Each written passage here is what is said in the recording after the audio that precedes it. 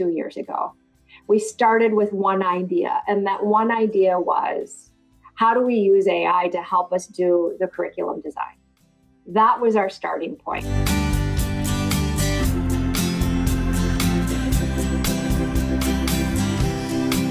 Hi everyone, I'm Richard Parfitt. I'm the Marketing Director at iVentive, and I'm delighted to be joined for today's interview by Julie Stone. Julie is the Chief Learning Officer and Group VP at TTEC, a global CX technology and services company where she leads learning, leadership, and workforce capability across a 50,000 plus employee global organization, embedding AI, agentic systems, and performance-based learning into the flow of work to unlock enterprise value. She has 20 plus years of global talent learning and organizational effectiveness experience across various Fortune 100 organizations, advising CEOs, executive teams, etc., on workforce capability, leadership and performance. Her previous roles include stints at Prudential Financial, The Hartford, and eBay, and she holds advisory and board positions across various learning, talent, and higher ed organizations as well. Julie will be attending iVentive's Learning Futures New York later this year at Moody's, where we'll be discussing AI, skills, leadership, and plenty more besides. So we're going to get into some of those themes today. But firstly, Julie, thank you so much for joining us. Thank you for having me. I'm thrilled to be here. Yeah, great to have you. So we're going to get straight into it. You, anyone who follows you on LinkedIn will see that the work you've been doing around AI and preparing the workforce for the future is really quite extensive. So I want to start really with that central question that a lot of people have, a lot of us have, I'm going to include myself in this, which is the anxiety about what's going to happen to our jobs with AI, and particularly that anxiety that people have about AI stealing their jobs. Because it seems like your argument is more about the idea of a story of augmentation rather than AI taking jobs. So can I ask you, what have you seen at TTEC that challenges that fear narrative that a lot of employees might have? Yes, thank you for the question. I think it's an important aspect of AI implementation for us to be talking about, because by and large, what you see in the headlines and what everybody talks about is AI reducing jobs, taking jobs away. And certainly there are jobs that will go away. There's a larger majority of jobs of which portions will be taken over by AI. It's the rare job that gets 100% replaced, at least where we're at right now. But what people aren't talking about is where AI actually creates the opportunity for more jobs and more growth. And so it starts with what is the business outcome you're seeking, and what is the work. So, for example, one of the themes over the past couple of years is there's not going to be any jobs for software engineers anymore, especially entry level. All those jobs are gone, right? Because AI is just going to go in and do all of the coding, and AI is doing a lot of coding. But a lot of companies are seeing an increased demand for software engineers now, because with AI, they can code more, they can create more solutions, they can create more customization, they can put more out to market. And so that creates growth for that work type, and that creates growth not only for where you're using AI, but where you need people. I've done that myself within my learning solutions business, which is a client-facing, revenue-generating business, where, over the last couple of years, I have significantly incorporated AI into our discovery, design, and development workflow. We can design so much faster. We can deliver solutions so much faster. And oh, by the way, I have to say, to a higher quality too, which is absolutely important. And while we did initially see a decrease in the number of designers that we needed, and we use a lot of contingent and contract workers for this, now we are massively hiring because our ability to speed up the discovery, the solution proposals, the delivery to our clients has generated significantly more demand, and that's growth. And so you have to think about the nature of the work. Another example, financial analysts that are doing, say, public company reporting on a monthly, on a quarterly basis. Just because you can do that faster doesn't mean that you're going to ask them to double the number of reports that they're creating. So that's an area where we should expect to see some contraction. But I guess the headline statement is, don't think that all jobs everywhere are going to decrease. It really depends on the nature of the work and what opportunities it opens up for your business. Yeah, and there's always that difference between AI mean you can get rid of a job, and AI mean you can get rid of a person as well, because that person has more time to go and do other things. Thank you. It's a really interesting way of looking at it. You can see immediately the role that learning plays in supporting people to transition from one version of their job to another as well, which kind of leads me on to what my second question was going to be about a lot of the, I suppose, early conversation in learning about what AI can do is particularly because generative AI is what captured so much of people's interest and attention was, we can generate images, we can generate videos, we can generate this, great, we can generate a course, we can type 3 things and create that e-learning course that took us weeks and months to produce in a matter of minutes. But you've talked about embedding it much more deeply than that into the work of the L&D function. So I just wonder, from your perspective as a Chief Learning Officer, what parts of the learning workflow have you redesigned as it stands, and why do you prioritize those areas? Yeah, I mean, I'm trying to think. I'm a little bit hard pressed to think of some areas where we haven't incorporated it yet. So I'll speak first from the instructional design and development process, and that's what I was speaking about just a few minutes ago as well. Starting with discovery, right, or what we would traditionally call needs analysis in the ADDIE model is that process of identifying, first of all, what is the performance gap that needs to be solved for? Is learning a solution for it? And if so, what are the requirements of that learning solution? What are the objectives? What are the skills and behaviors that we need to build proficiency in for the learners? We use AI to do what used to take us easily several weeks to do. We can literally now do in a matter of hours.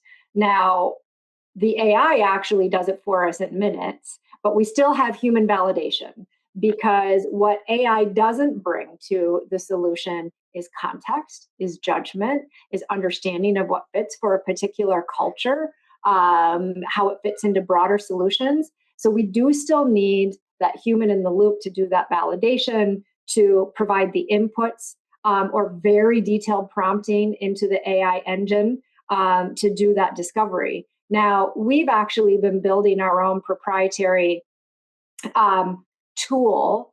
Use an external tool, but we've built proprietary logic on top of that extensively over the last 2 years. It's called, we call it our wizard suite. And so we have a discovery wizard that does all of this for us. It also then, from that discovery and solution design perspective, will flow into our curriculum wizard that will do the full end-to-end design. Everything that a human designer used to do, it will do for you. It will, sequence all of the topics. It will make sure that we've got learning science principles embedded, really important things for learning to take place, like spaced repeated practice with feedback and coaching, progressive laddering of complexity and content. These are really, really important learning science principles that need to be embedded. So our curriculum wizard embeds those. Then you go into development. And like you were just saying, there's lots of tools that will generate, learning assets, media, videos, simulations for you. We've also used it for our quality review process. So, asking AI to assess based on the design that it built and on the curriculum that it built and on the learning science principles, do the quality assessment to see, does this meet all of our standards? So that would be on the design process, and we continue to mature and evolve that over time. Importantly, we still have designers. Mm-hmm. And so you need to think about, how does their work change? Where are they providing value in that end-to-end workflow? How do the skills that they need to apply change? And how are you upskilling them to do that? Then I'll just say the piece that often can be missed is then working with your HR and compensation teams to say, based on the redesign of this human-based role, does this actually fit a different, job profile, a different job level, a different compensation level? And so you have to bring all of those pieces together. And when you do that, by the way, people love it, right? They get to apply new tools, they get to learn and apply new skills, they feel that they're being fairly and equitably compensated for it, they understand how it fits into their end-to-end work, how it's measured, what they're held accountable to. So that's kind of how you bring together all the elements to create a workflow that's going to have longevity and that's going to take full advantage of AI. So can I ask on that, because just the number of different people and teams and systems that you must need to connect and integrate. I lost count of the number of different stakeholders that must be involved in that process. Does that reflect kind of the centrality of learning in your organization? Do you just never sleep? Like, how do you bring all that together? What's what's the secret? That sounds glib, but what's the I mean, it's stakeholders, it's the number of processes, it's the full end-to-end workflow. And the answer is, and we've all heard the saying, how do you eat an elephant? One bite at a time. So we didn't conceive of this end-to-end solution. We started with one idea, and that one idea was, how do we use AI to help us do the curriculum design? That was our starting point.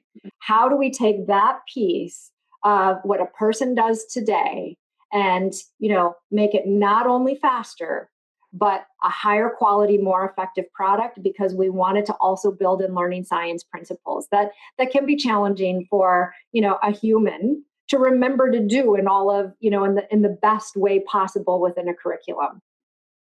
From there, we were like, hey, if it's doing the design for us, how do we use it to help us identify, based on the work that we need to prepare people for, what skills and behaviors need to be trained? And it's a fundamental part of a curriculum that doesn't always get objectively identified or overtly identified. These are the skills and behaviors that somebody needs to be proficient at to do this job well. So we started using AI to do that for us based on the type of work that we needed to train on. And that was pretty cool. We built that into coaching solutions and other ones. And so the ideas, the innovation comes from what you've done prior. From there, we say, well, gosh, if we've already got AI wizards doing this for us, why can't we use it to do the discovery? The process that we work through with a client, or to assess a client's existing curriculum. Just let us run it against your existing curriculum and apply all these standards and identify where the gaps are and how we could improve it. And so one idea leads to the next somewhat organically. And in parallel, as you're doing this, you identify other connected types of work that also need to change. There was an aha moment from a quality review perspective when we realized, our quality review kind of SOP doesn't care for these new elements that AI is building in. We need to go back and revise and update our quality standards and process. And I don't think people should be afraid of this iterative process. right? In fact, I find it actually freeing because none of us know what the end state ideal, Uber solution is going to be, but that's okay. Be open to learning and building it as you go.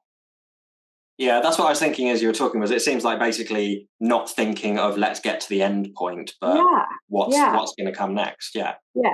Yeah, and that's certainly something I think in this series of interviews that we've done over the last few years has come up a lot with these kind of projects. I mean, remember Vidya Krishnan talking about doing this at Ericsson, where they sort of started with one core skill that they were like, right, we're going to attack this. This is what the first kind of pilot project is going to be, and then we build and build and build from there. And other similar examples, Adrian Staubley talked about piloting first and moving on. So it does seem to be that this is the way to do it, rather than thinking, gosh, how do we transform the entire organization in the next hour?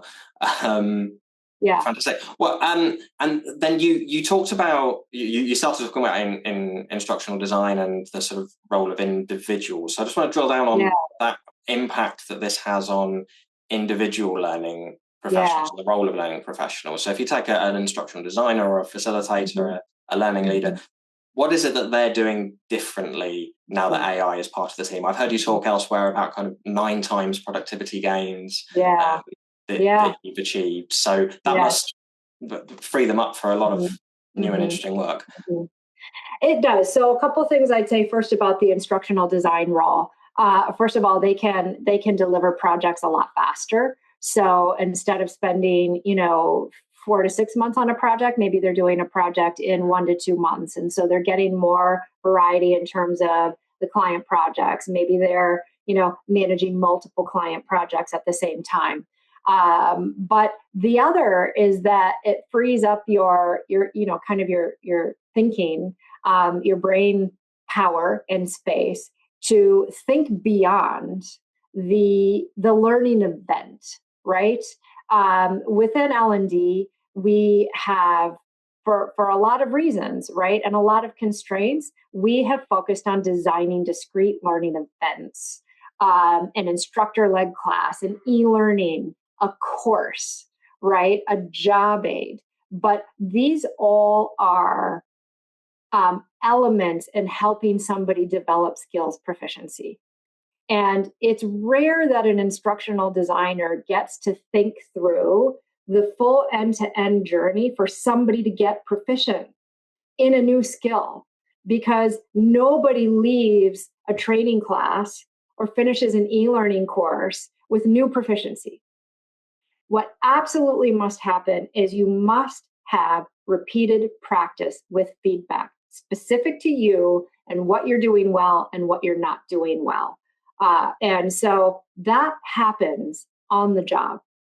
And that happens by engaging other levers that are going to help you, your direct manager, your team, getting, could be a peer group, getting feedback on a body of work, the assessments, right? Like, how do we assess for an actual proficiency level? This is becoming a much more important idea as we're seeking to move towards skills-based organizations. Well, there's not a lot of validity in self-reported skills. It's helpful. It's by no means sufficient. And so for us, it's allowing us to have our instructional designers expand their remit and their scope to think what needs to happen beyond these discrete learning events, and how do we build that into the solution set. For the facilitator, this is where I'm incredibly excited, and this is something that we're just starting to test. I've been an instructional designer, I've been a trainer, I've been a leadership development, facilitator. I would say that most people in this field would agree that they've joined because they want to help people learn and achieve their potential. As a trainer, you want to be able to impart knowledge and help people develop skills and do new things and do them well. The way that we have approached that for the last at least 50 years is, kind of in a post-industrialization sort of mass approach. We take people through as a cohort and we progress them through the stages at exactly the same timing. It's just like our education system, right? And we gear our instruction to the average. And we hope that that'll be good enough to cover the individual learner needs. And in fact, it doesn't work for nearly anyone. There is no average in the room. It's going to vary based on, like, you and I in the same class, you might excel at one module and I struggle, but the next module we flip, right? So there is no average. And so you're going to have people for whom, and points in that instruction for whom it's just not a good fit. I'm either bored, I'm struggling to catch up. And so what we are moving towards is true adaptive learning, right? This is a double click down from personalized, where the content adapts to me in the moment. And there are external platforms that are doing this right now, right? Where the content is actually being created with AI as I go through that, say, for example, a self-paced experience, digital learning experience, using what I already knew and brought to the table, seeing how I'm responding, checking my ability to handle pace and complexity and gauging my responses and adapting what I need, even adapting the scenarios to something that's going to resonate with me. So that's incredibly powerful. I talk about that as the N1 advantage, a sample size of one customized to me. Now, that doesn't mean that there's no value in a facilitator or a trainer assisting, because again, going back to one of the most important learning science principles is you've got to have real world practice with coaching and feedback.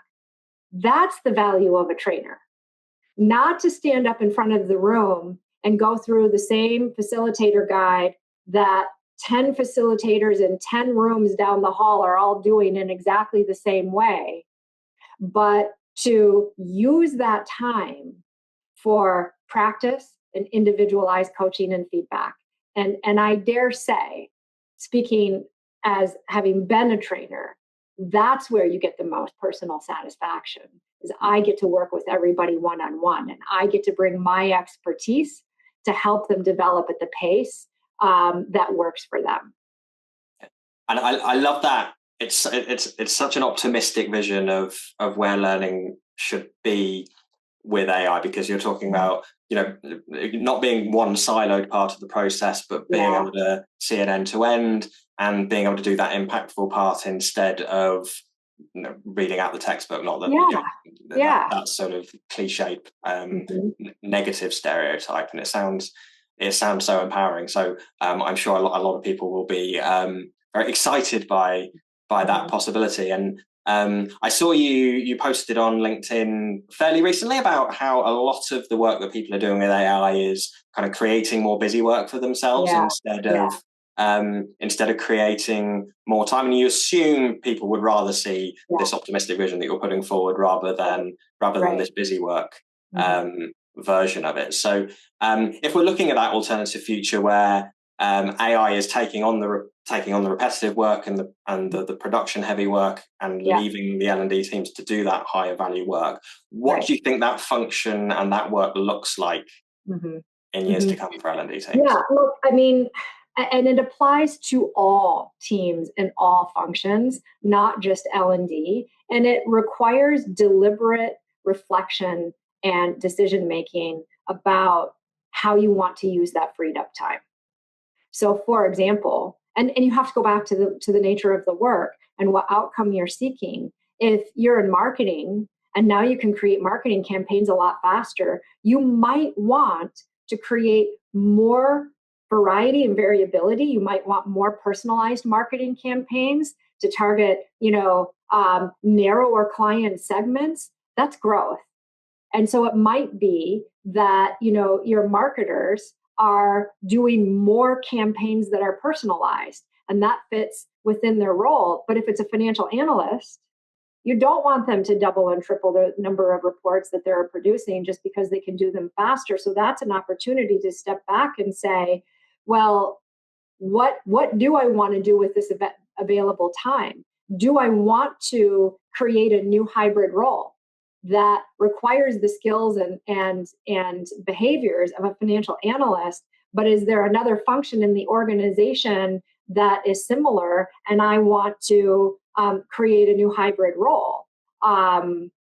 Or do you want to reduce the number of folks you have in a particular role so that you can invest more in another area? Maybe I want to reduce the number of financial analysts I have, but I want more marketers, right? So it's not a zero-sum game. You have to look at what does your business require? Where are you seeking growth? Where are you seeking efficiency? Where are you seeking risk reduction or customer experience improvement? And where do you put those roles? Now, if we take it to a super practical, personal question right now for people to think about, probably the vast majority of folks who are going to listen to this are already using AI to record meeting minutes, to organize and help them identify what outstanding tasks do I have this week, creating PowerPoints and communications and things like that, responding to emails. So we're probably all just having it do more of that for us. That's what the research is finding people are stuck in, is they haven't changed the type of work they're doing, they're just doing more of it. And there's a mental shift there, right? Because that's what we've been doing for decades. And we all have this huge backlog. Like, name me a person who says, my email inbox is clear. I don't have anything that I haven't gotten after. So we've been sort of trained to think, I'm just going to get through all my emails and I'm going to get through them faster and I'm going to send more emails and I'm going to create. So you have to force yourself to stop and say, how am I spending my time day to day? So AI has this tremendous ability to be able to come in and help you triage and identify what you should be focusing on. Are you starting your day that way? And saying, what are my top priorities that I have to do? And by the way, what are the ones that I already forgot about because they scrolled beyond, what I could see visually? And then, are you actually spending your time that way? One of the biggest things that we've all said will be the most wonderful thing is we get all this time for deep thinking work. Has anybody actually blocked time on their calendar to do deep thinking? If you haven't, you're not getting the advantage of it. You want to go learn, you want to innovate, you want to redesign a workflow. Did you put any of that time on your calendar to do that? Because if you didn't, you're probably going to find yourself just doing more of what you did before. And that's part of why, executive teams are saying, where is the value? I'm not seeing innovation. I'm not seeing redesigned work. I don't even know what metric I should be looking at to see the impact. Yeah, I was thinking as you were talking, I had a conversation with someone a couple of weeks ago who's looking to move out of academia and into a business role. I made the same transition several years ago, and so I was talking about that. And I said at the time, well, most jobs are just having meetings and answering emails. So, plenty. You've done that in academia. It's the same thing. And really, we should get to a world where that's not the case, because like you said, AI can take a lot of that work on for us, and it's striking as well what you're saying about the metrics, because it's something we struggle with so perennially in learning. I just wonder, just as a quick follow up to that, what sort of metrics have you been using to measure the impact of the work you've done so far? Many, and probably all. Really. The big one that people think of first off is productivity or efficiency savings, right? Are you able to produce X piece of work faster? And as you quoted earlier, we have gotten up to 9 times faster, depending on what the piece of work is. If it's a particular learning asset, a video, a simulation. I already mentioned that our discovery process has gone from weeks down into hours. So I've even calculated the efficiency gain on that. So efficiency all over the board, right? Yeah. Quality. That's already such a big step up from course completion rates, though, isn't it? Oh my gosh, yes. Quality is a really big one for us as well. We didn't want to, and we've heard the term work slop thrown around, right? It's like AI can generate just tons and tons of work output, but how many of us have looked at a PowerPoint deck and said, well, that's missing all the context. None of that's actually true, right? Or it's missing this important nuance, or it doesn't have this critical piece of judgment to it. So I can't actually use this. So we measure our quality output by the actual results that our learning solutions give us. Are people developing proficiency, and are they developing it faster? So that's a really important business outcome for us. Same thing with coaching, where we've built AI into our coaching process to help coaches identify what skill or behavior they need to coach to. We flow that all the way through to coaching effectiveness. There needs to be an improvement in whatever metric that person is accountable to. And the only way they do that is by improving their skill proficiency. And so those are really discrete ways that we measure it. But it's not specific to those. Any function should start with, what do they need to contribute to the business as an outcome? What are the KPIs that they use to measure that? And which ones do they want to try and influence? So while we talked a little while ago about, you don't need to have the full end-to-end solution design figured out, and you just start, you do need to know, what business outcome are you seeking to impact, and by what KPI are you going to measure it? But you could measure any. You could measure improvement in customer experience. You could measure reduction in risk. You could measure revenue generation, margins. I mean, all of that can be measured. Yeah, so it's coming back to the business outcomes, but again, like I said, that you can see so much more depth and value from that than the much maligned kind of happy sheets way of collecting data in learning. So I had just to finish up, because I know we're running out of time. So as my final question, and it's something we're asking all of the guests on our interview series at the moment, which is for your controversial learning or talent opinion, what's one practice or assumption that you think the function could do without, even if it's a bit controversial, and you can have some fun with this one. You don't need to. For L&D organizations, stop thinking that your remit is creating content. Content is ubiquitous. That is no longer your charge. Yes, it's a necessary component of something you need to contribute as part of a solution, but you have to expand your thinking beyond, I'm giving you a discrete learning event or learning asset, and think about performance. At the end of the day, our remit is to build skills, proficiency, and change behaviors. That's what we need to do. The content piece of it, we're going to be able to get that. We already can, from anywhere and everywhere. So that is no longer our focus. And if I'm an employee and I can create a course myself, which is hyper-personalized to me and adaptive to me in the way that you were describing earlier, why would I use the generic one? Exactly. And by the way, our attention spans don't allow for it anyway. Very true. Well, I'm sure attention spans will have been entirely focused throughout this discussion. You've raised so much exciting work that you're doing. We had probably enough to fill 3 or 4 interviews in this. I was it's sometimes when I'm preparing for these interviews, I write the little introduction at the start for how I'm going to contextualize someone to our audience, and yours is one of those career histories and work summaries that I really struggle to fit into those 2 or 3 paragraphs that I want to read at the start. So very much appreciate you taking the time to talk to us today. We really look forward to seeing you hopefully later in the year in New York. And for those of you watching and listening, if you have thoughts, comments, things you agree with, disagree with, let us know in the comments, and we'd love to keep the conversation going. But for now, Julie, thank you so much. Thank you. It's been just a pleasure.